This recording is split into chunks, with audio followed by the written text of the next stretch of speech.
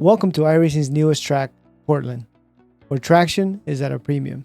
Stick around, find out how to get the most out of your tires here.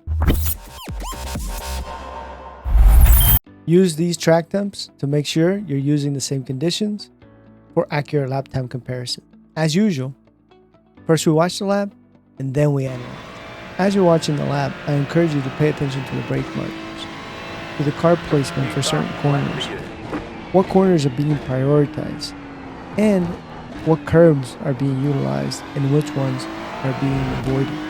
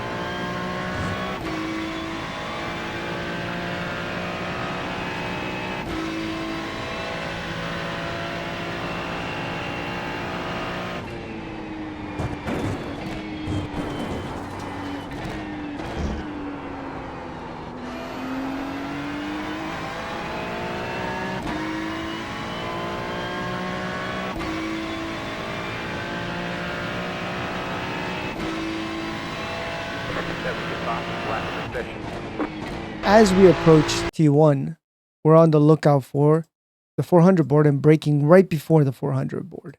And as we approach the apex, we want to use as much of the curb as possible on the right hand side. However, we want to make sure that we avoid this very right hand side part of the curb, as this will bottom out the car.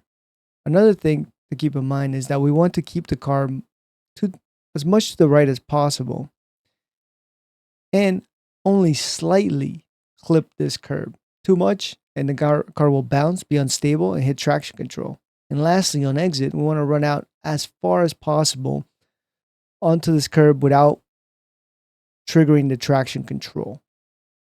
As we move on to T2, there's a traction limited area. Don't ask too much of the steering, or you're going to induce that traction control to kick in, and you want to avoid that as much as possible. T3 and T4 are very fast corners, and it's very important to get the right line through here.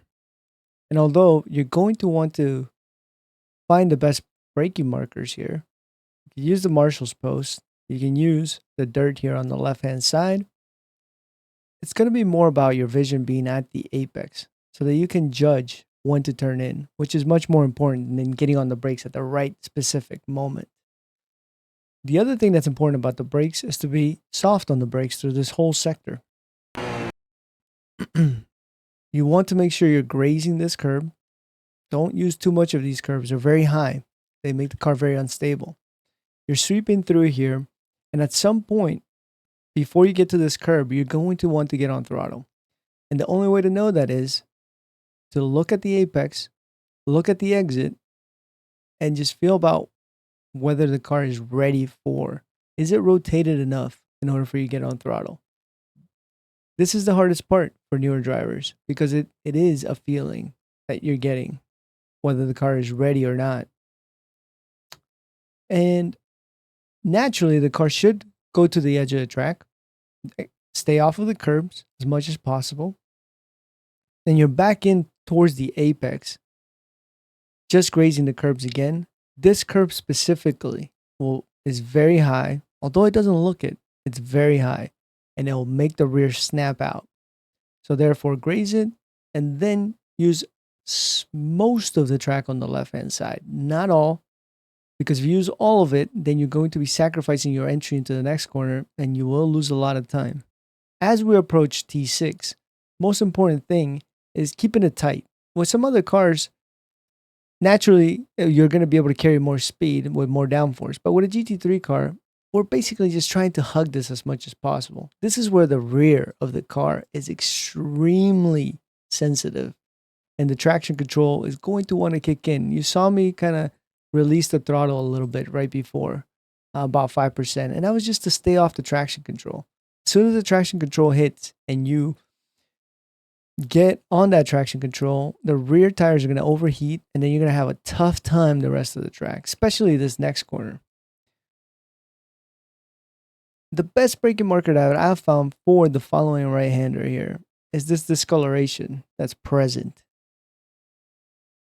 You can see that the racing line here, the darker patch, is towards the right-hand side. We're kind of on the inside of that. And really, we're trying to brake into this spot right here. And that is our brake marker, really. So as the lighter part of the pavement disappears, that's where we want to start getting on the brakes.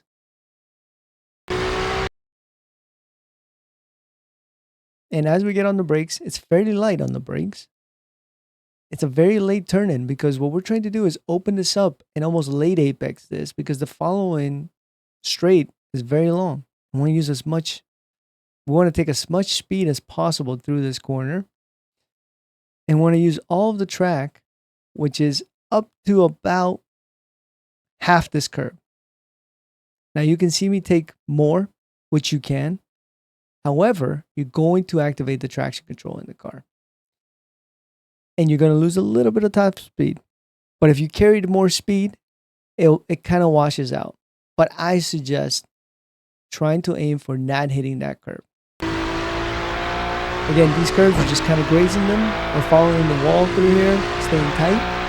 As much as possible, we're staying tight. So as we're approaching the last chicane, we're on the lookout for the 200 board. We're going to be braking right between the 100 and the 200 board. As you can see, there's also a kink here on the line on the right-hand side, which is important to pay attention to. We're going to be braking very softly. And the other thing to keep in mind is that this wall is not completely straight. It actually narrows in here. So if you're following the wall too closely, what's going to happen is you're going to graze this wall. You might hit it. So you want to avoid that. So you're running fairly close, but lining up your car with the ending of the wall, which is important, so that you can be in a straight line going into that final chicane. So as we approach the final chicane here, we're braking lightly, staying in fifth gear, getting the left side tires all the way across the curb. You can see the car bottoming out, down to fourth gear, slight little bit of brake again over the curb with the right hand side tires. And the car should naturally end up in this position with the left side tires roughly around this white line. And this is a very deceiving last corner because it's very long. It's very easy to want to get on throttle too early or brake too late for it. So it's better to be early on the brakes and light on the brakes and just follow your eyes towards the apex and shifting your vision to the exit so that you can get on throttle as early as possible.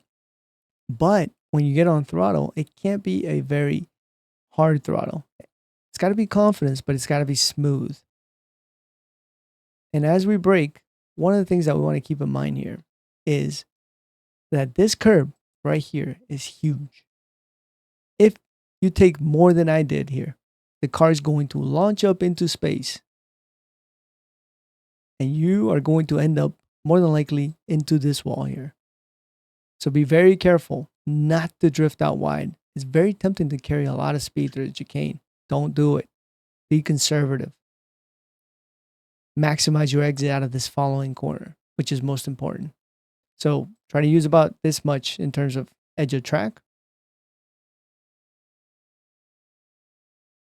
And again, very light brake, just trailing, and just keeping your eyes over here to see when is the car ready. And we can graze this curb, but again, high curb, use too much of it, the rear end just launches up into space again. And we're going to be running all the way to the edge of the track, almost hitting the tire barrier and grazing the wall. And the car should naturally want to go there. You should not be steering the car to the left-hand side. A lot of people do this, and you're deceiving yourself that you're using all of the track. That concludes our tutorial of Portland, a short track, technical track with very fast corners.